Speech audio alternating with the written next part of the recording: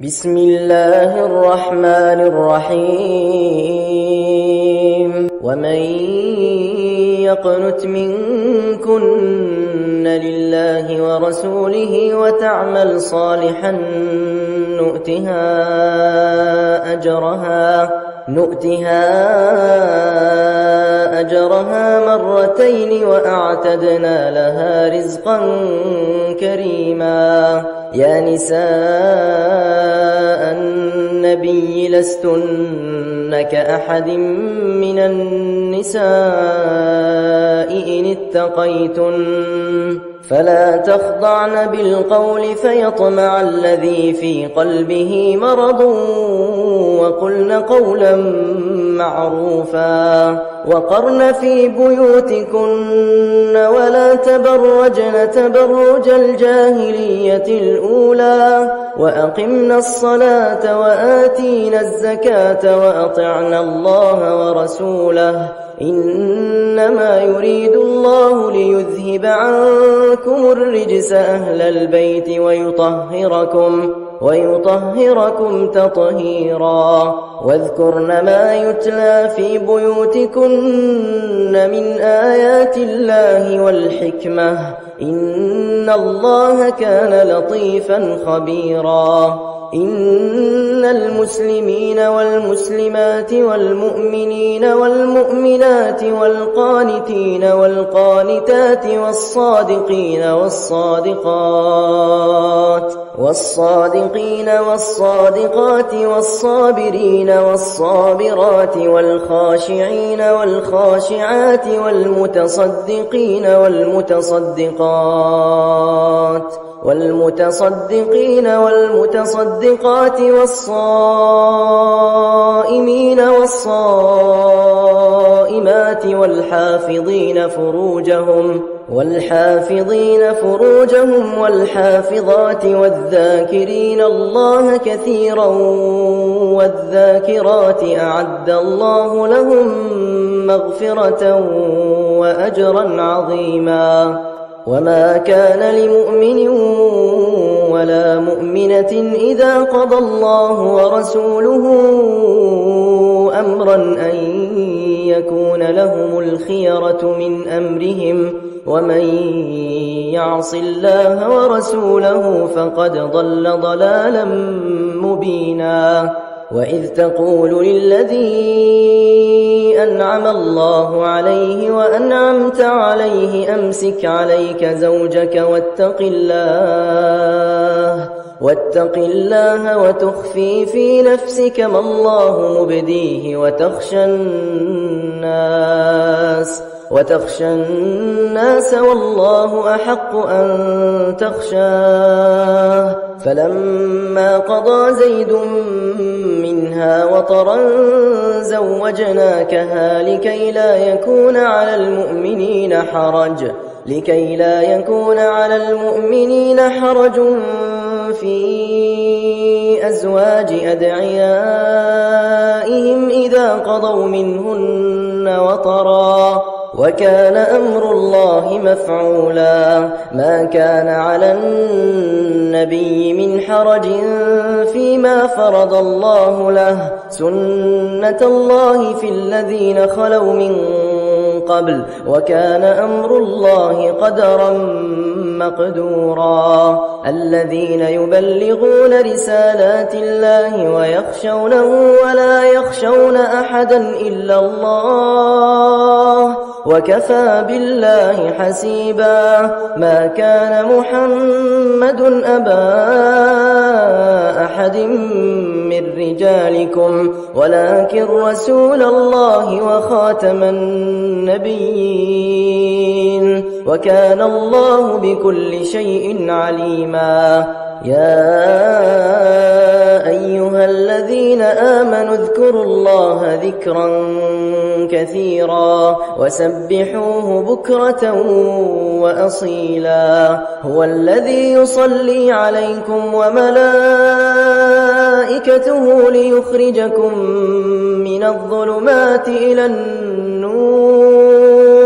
وكان بالمؤمنين رحيما. تحيتهم يوم يلقونه سلام وأعد لهم أجرا كريما. يا أيها النبي إنا أرسلناك شاهدا ومبشرا ونذيرا وداعيا إلى الله بإذنه وسراجا منيرا وبشر المؤمنين بأن لهم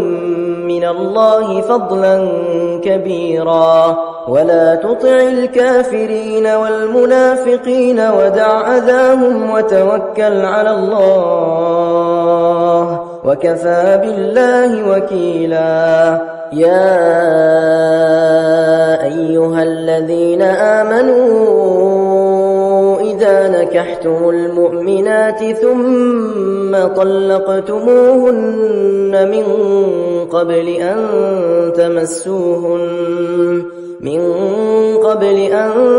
تمسوهن فما لكم عليهن من عدة تعتدونها فمتعوهن وسرحوهن سراحا جميلا. يا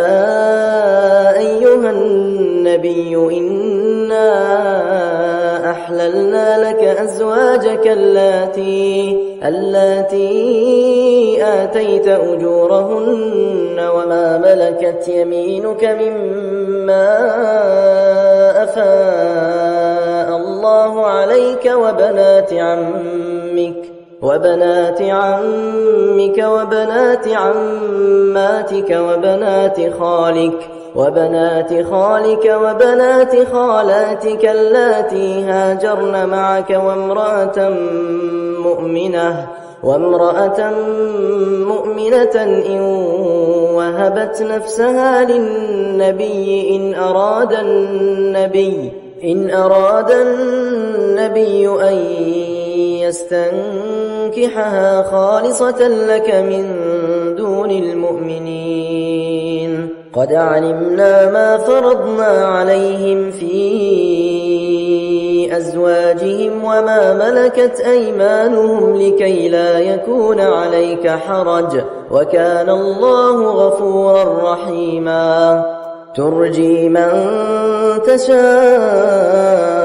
منهن وتؤوي إليك من تشاء ومن ابتغيت ممن عزلت فلا جناح عليك. ذلك أدنى أن تقر أعينهن ولا يحزن ويرضين بما آتيتهن كلهن والله يعلم ما في قلوبكم وكان الله عليما حليما. لا يحل لك النساء من بعد ولا أن تبدل بهن من أزواج ولو أعجبك حسنهن إلا ما ملكت يمينك وكان الله على كل شيء رقيبا. يا أيها الذين آمنوا لا تدخلوا بيوت النبي إلا أن يؤذن لكم إلى طعام غير ناظرين إناه ولكن إذا دعيتم فادخلوا فإذا طعمتم فانتشروا ولا مستأنسين لحديث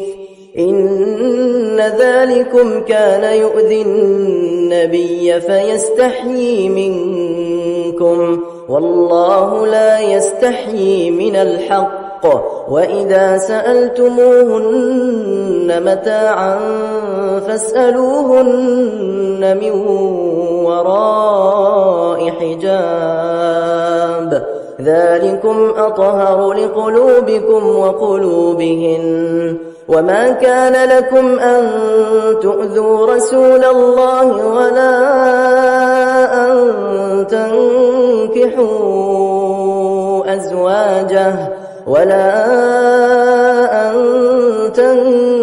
تنكحوا أزواجه من بعده أبدا إن ذلكم كان عند الله عظيما إن تبدوا شيئا أو تخفوه فإن الله كان بكل شيء عليما لا جناح عليهن في آبائهن ولا أبنائهن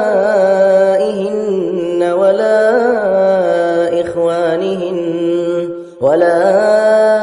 إخوانهن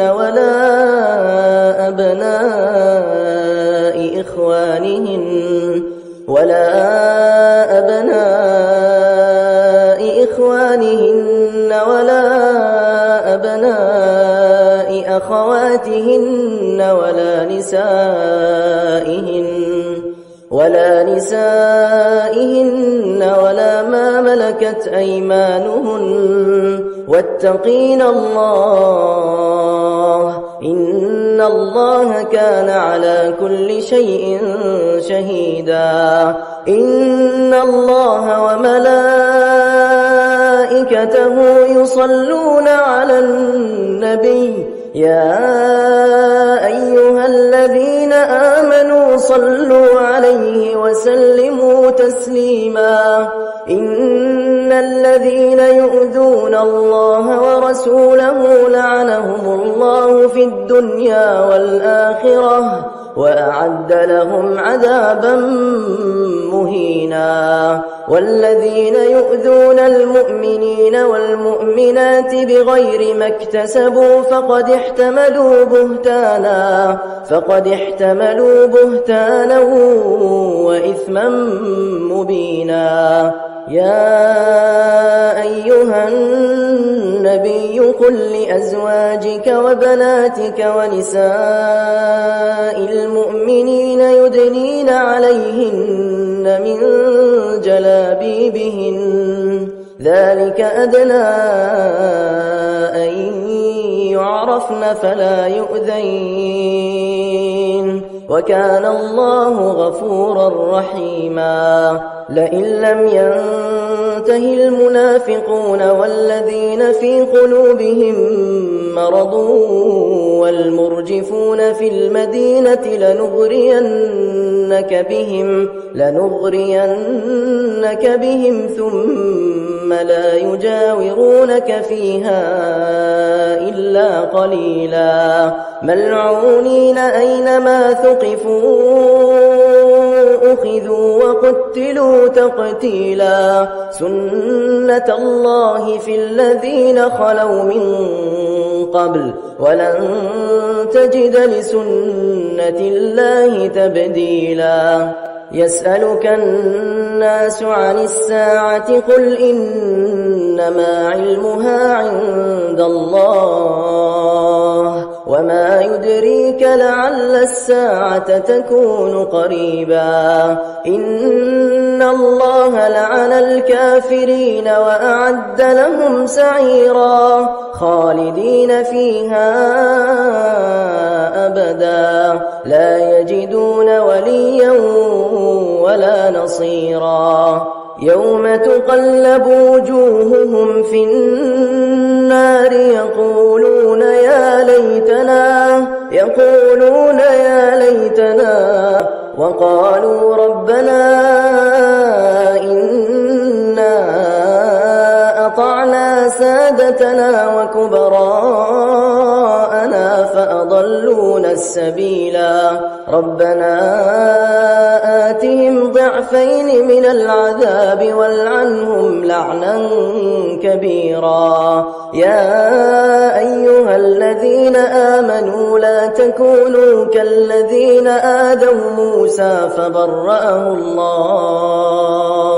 فبرأه الله مما قالوا وكان عند الله وجيها. يا أيها الذين آمنوا اتقوا الله وقولوا قولا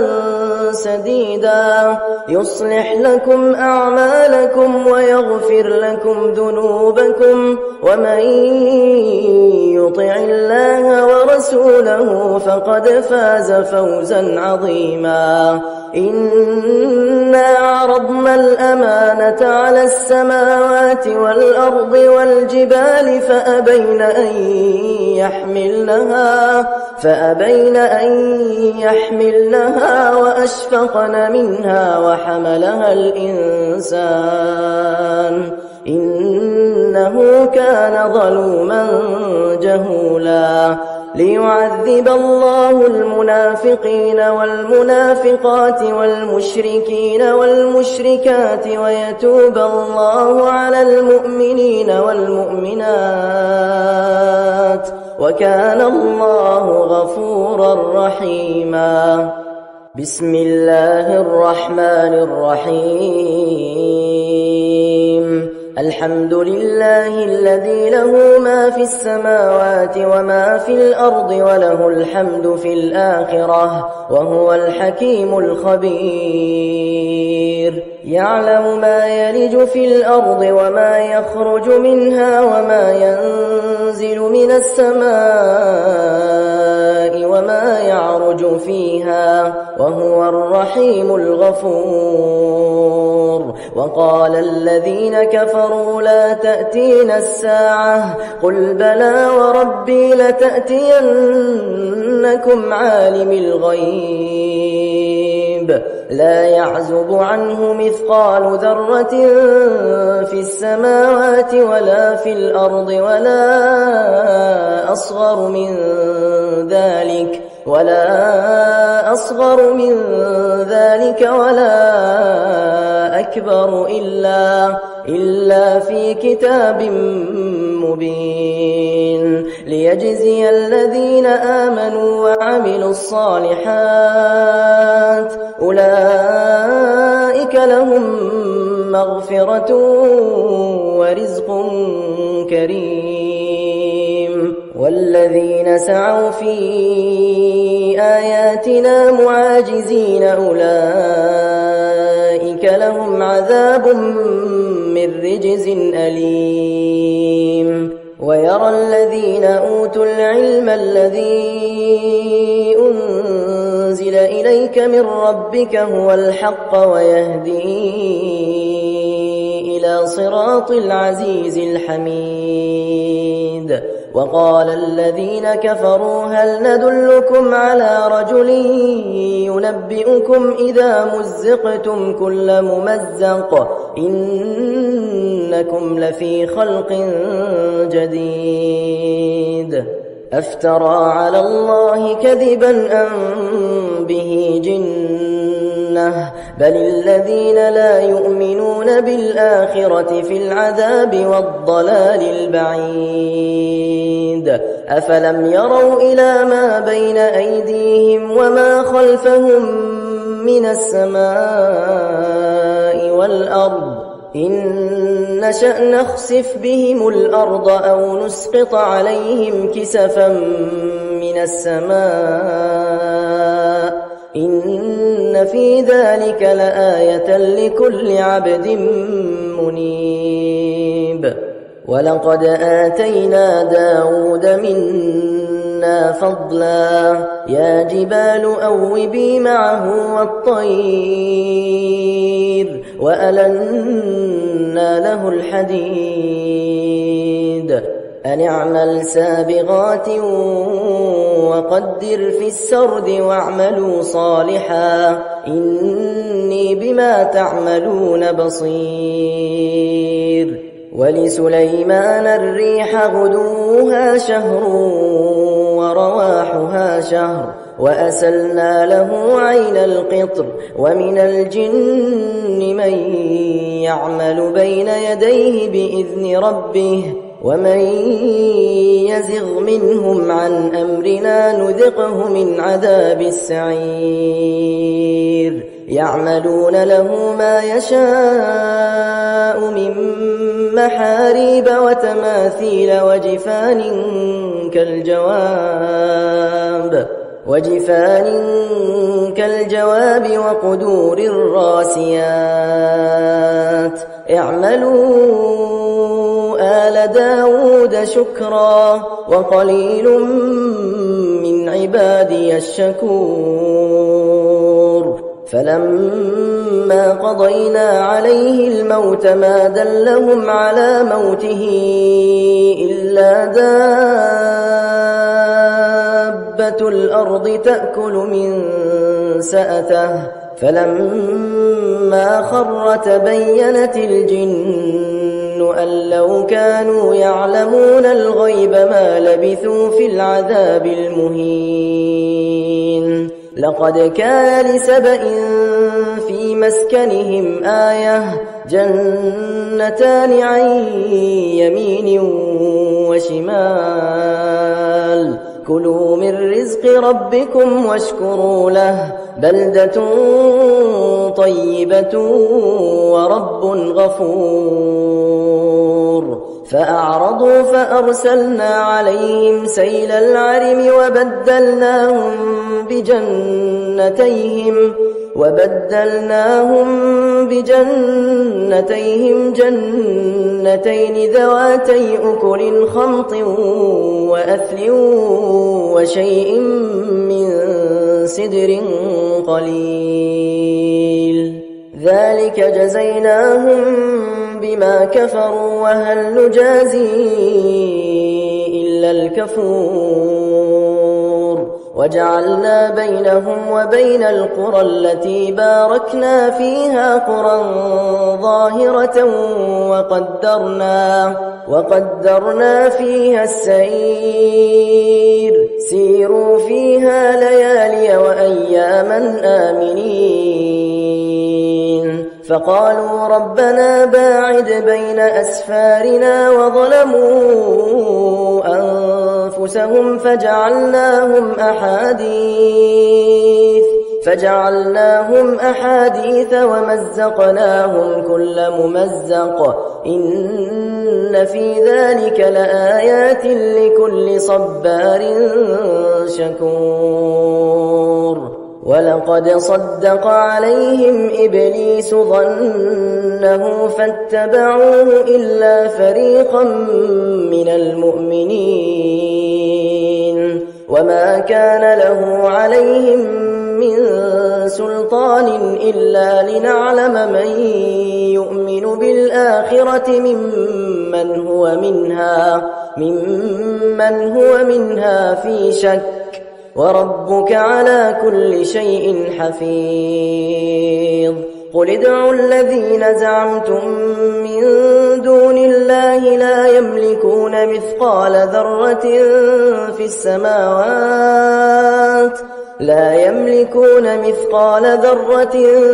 في السماوات ولا في الأرض وما لهم فيهما من شرك وما له منهم من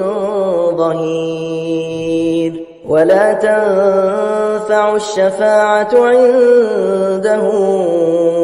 إلا لمن أذن له حتى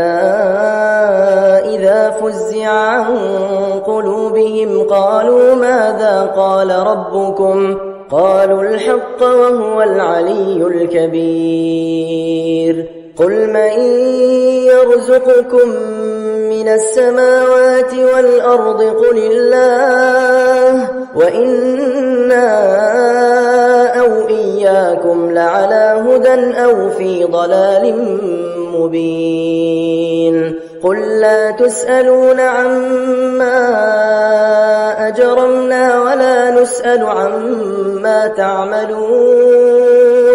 قل يجمع بيننا ربنا ثم يفتح بيننا بالحق وهو الفتاح العليم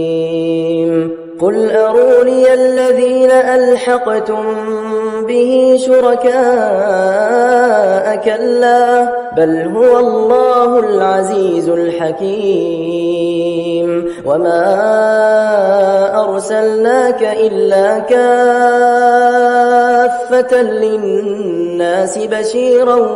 ونذيرا ولكن أكثر الناس لا يعلمون ويقولون متى هذا الوعد إن كنتم صادقين قل لكم ميعاد يوم لا تستأخرون عنه ساعة ولا تستقدمون وقال الذين كفروا لن نؤمن بهذا القرآن ولا بالذي بين يديه ولو ترى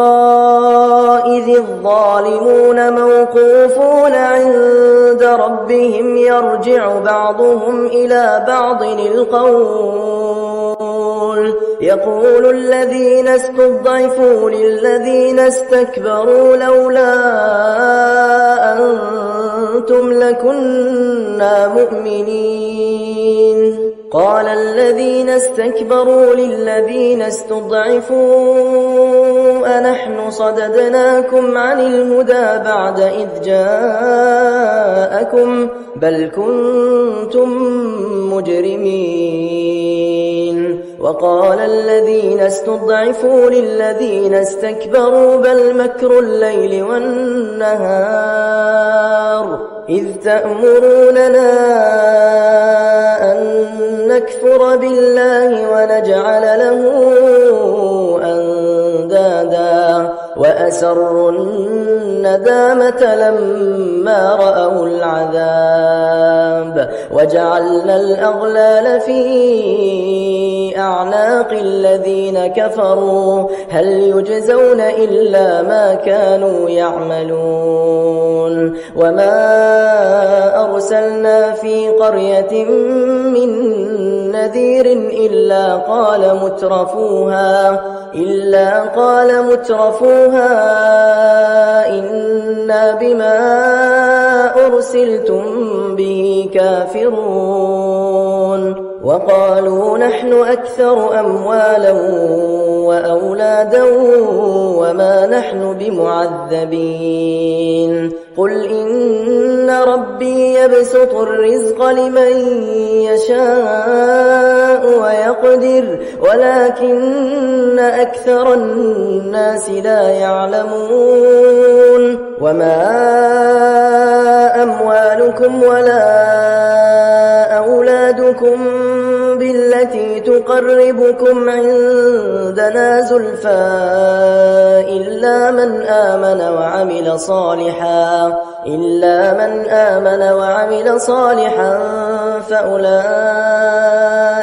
فأولئك لهم جزاء الضعف بما عملوا وهم في الغرفات آمنون والذين يسعون في آياتنا معاجزين أولئك في العذاب محضرون قل إن ربي يبسط الرزق لمن يشاء من عباده ويقدر له وما أنفقتم من شيء فهو يخلفه وهو خير الرازقين ويوم يحشرهم جميعا ثم يقول للملائكة أهؤلاء إياكم كانوا يعبدون قالوا سبحانك أنت ولينا من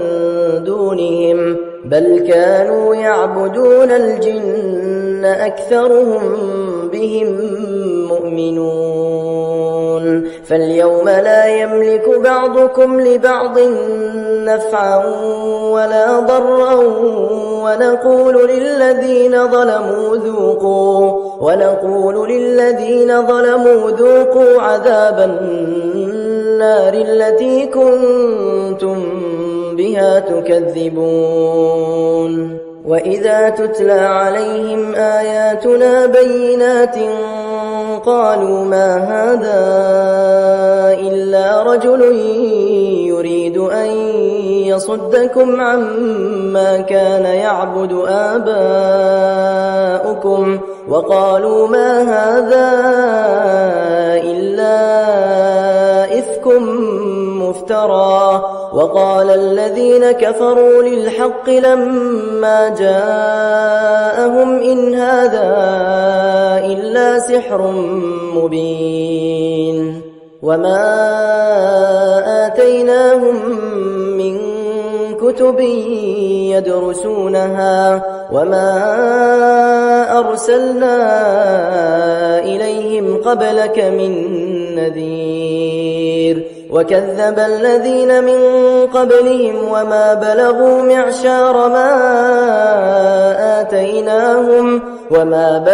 معشار ما آتيناهم فكذبوا رسلي فكيف كان نكير قل إنما أعظكم بواحدة أن تقوموا لله مثنى وفرادا ثم تتفكروا ما بصاحبكم من جنة إن هو إلا نذير لكم بين يدي عذاب شديد قل ما سألتكم من أجر فهو لكم إن أجري إلا على الله وهو على كل شيء شهيد قل إن ربي يقذف بالحق علام الغيوب قل جاء الحق وما يبدئ الباطل وما يعيد قل إن ضللت فإنما أضل على نفسي وإن اهتديت فبما يوحي إلي ربي إنه سميع قريب ولو ترى إذ فزعوا فلا فوت وأخذوا من مكان قريب وقالوا آمنا به وأنى لهم التناوش من مكان بعيد وقد كفروا به من قبل ويقذفون بالغيب من مكان بعيد وحيل بينهم وبين ما يشتهون كما فعل بأشياعهم من قبل إنهم كانوا في شك مريب بسم الله الرحمن الرحيم الحمد لله فاطر السماوات والأرض جاعل الملائكة رسلا أولي أجنحة مثنى وثلاث ورباع يزيد في الخلق ما يشاء إن الله على كل شيء قدير ما يفتح الله للناس من رحمة فلا ممسك لها وما يمسك فلا مرسل له من بعده وهو العزيز الحكيم يا أيها الناس اذكروا نعمة الله عليكم هل من خالق غير الله يرزقكم من السماء والأرض لا إله إلا هو فأنى تؤفكون وإن يكذبوك فقد كذبت رسل من قبلك وإلى الله ترجع الأمور. يا أيها الناس إن وعد الله حق فلا تغرنكم الحياة الدنيا ولا يغرنكم بالله الغرور. إن الشيطان لكم عدو فاتخذوه عدوا إنما يدعو حزبه ليكونوا من أصحاب السعير. الذين كفروا لهم عذاب شديد والذين آمنوا وعملوا الصالحات لهم مغفرة وأجر كبير. أفمن زين له سوء عمله فرآه حسنا فإن الله يضل من يشاء ويهدي من يشاء فلا تذهب نفسك عليهم حسرات إن الله عليم بما يصنعون. والله الذي أرسل الرياح فتثير سحابا فسقناه إلى بلد ميت فأحيينا به الأرض بعد موتها كذلك النشور. من كان يريد العزة فلله العزة جميعا إليه يصعد الكلم الطيب والعمل الصالح يرفعه والذين يمكرون السيئات لهم عذاب شديد ومكر أولئك هو يبور. والله خلقكم من تراب ثم من نطفة ثم جعلكم أزواجا وما تحمل من أنثى ولا تضع إلا بعلمه وما يعمر من معمر ولا ينقص من عمره إلا في كتاب إن ذلك على الله يسير. وما يستوي البحران هذا عذب فرات سائغ شرابه وهذا ملح أجاج ومن كل تأكلون لحما طريا وتستخرجون حلية تلبسونها وترى الفلك فيه مواخر لتبتغوا من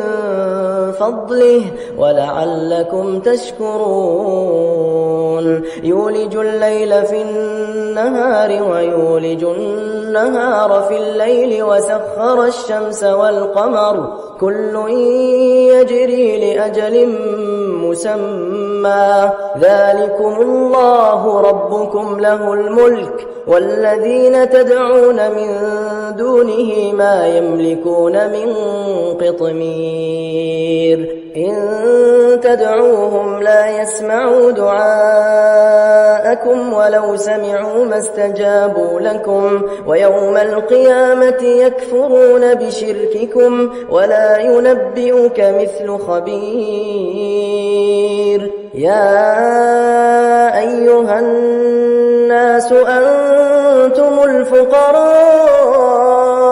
إلى الله والله هو الغني الحميد. إن يشأ يذهبكم ويأت بخلق جديد وما ذلك على الله بعزيز. ولا تزر وازرة وزر أخرى وإن تدع مثقلة إلى حملها لا يحمل منه شيء ولو كان ذا قربى إنما تنذر الذين يخشون ربهم بالغيب وأقاموا الصلاة ومن تزكى فإنما يتزكى لنفسه وإلى الله المصير وما يستوي الأعمى والبصير ولا الظلمات ولا النور ولا الظل ولا الحرور وما يستوي الأحياء ولا الأموات إن الله يسمع من يشاء وما أنت بمسمع من في القبور إن أنت إلا نذير إنا أرسلناك بالحق بشيرا ونذيرا وإن من أمة إلا خلا فيها نذير وإن يكذبوك فقد كذب الذين من قبلهم جاءتهم رسلهم بالبينات وبالزبر وبالكتاب المنير ثم أخذت الذين كفروا فكيف كان نكير ألم تر أن الله أنزل من السماء ماء فأخرجنا به ثمرات مختلفا ألوانها ومن الجبال جدد بيض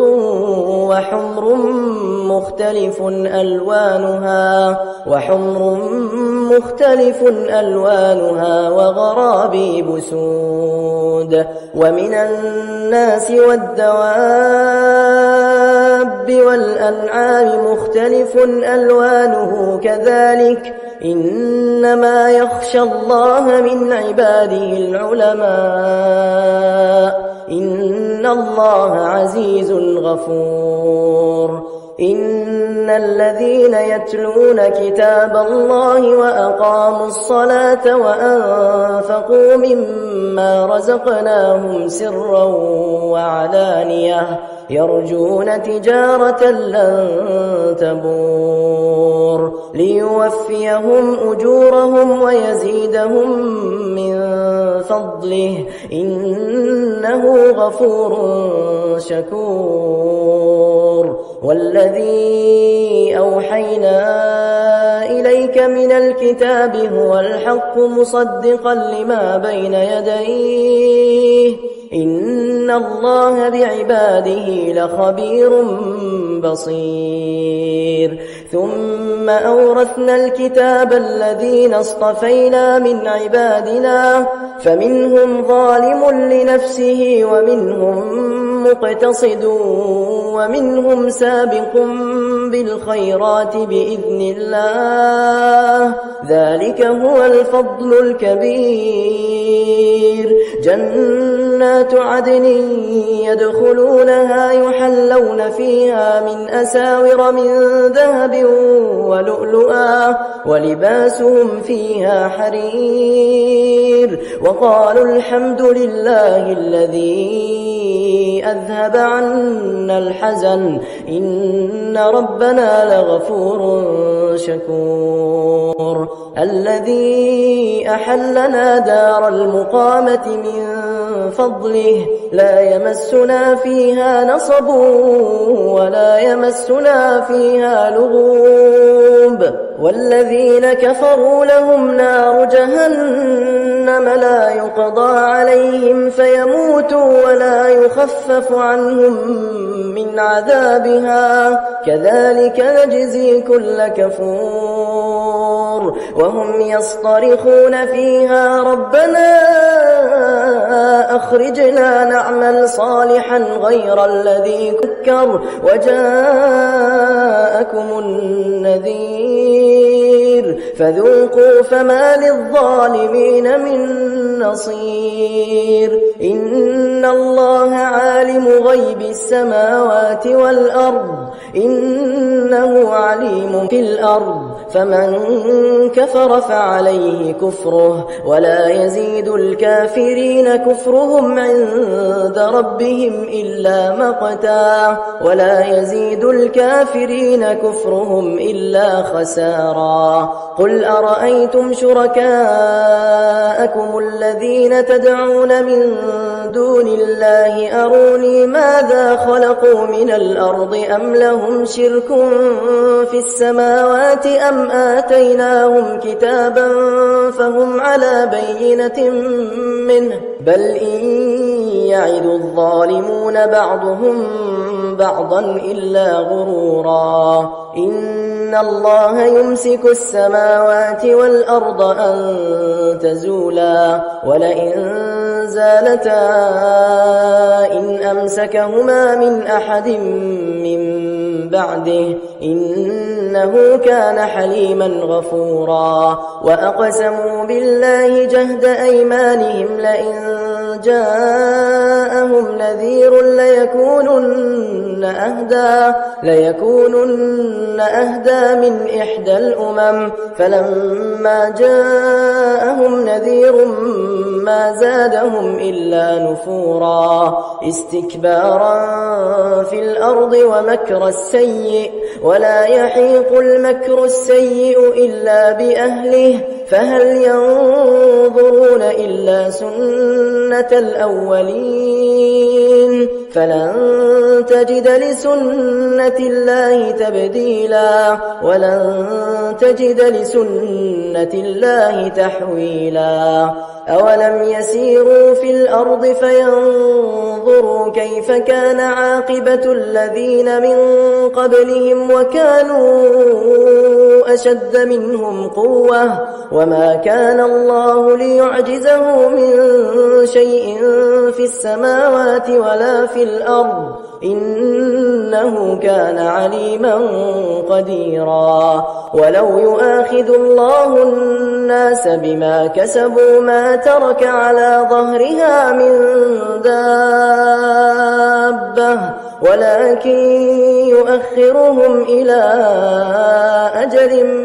مسمى فإذا جاء أجلهم فإن الله كان بعباده بصيرا بسم الله الرحمن الرحيم ياسين والقرآن الحكيم إنك لمن المرسلين على صراط مستقيم تنزيل العزيز الرحيم لتنذر قوما ما أنذر آباؤهم فهم غافلون لقد حق القول على أكثرهم فهم لا يؤمنون إنا جعلنا في أعناقهم أغلالا فهي إلى الأذقان فهم مقمحون وجعلنا من بين أيديهم سدا ومن خلفهم سدا فأغشيناهم فهم لا يبصرون وسواء عليهم أأنذرتهم أم لم تنذرهم لا يؤمنون إنما تنذر من اتبع الذكر وخشي الرحمن بالغيب فبشره بمغفرة وأجر كريم إنا نحن نحيي الموتى ونكتب ما قدموا وآثارهم وكل شيء أحصيناه في إمام مبين واضرب لهم مثلا أصحاب القرية إذ جاءها المرسلون إذ أرسلنا إليهم 2 فكذبوهما فعززنا بثالث فقالوا إنا إليكم مرسلون قالوا ما أنتم إلا بشر مثلنا وما أنزل الرحمن من شيء إن أنتم إلا تكذبون قالوا ربنا يعلم إنا إليكم لمرسلون وما علينا إلا البلاغ المبين قالوا إنا تطيرنا بكم لئن لم تنتهوا لنرجمنكم وليمسنكم منا عذاب أليم قالوا طائركم معكم أئن ذكرتم بل أنتم قوم مسرفون وجاء من أقصى المدينة رجل يسعى قال يا قوم اتبعوا المرسلين اتبعوا من لا يسألكم أجرا وهم مهتدون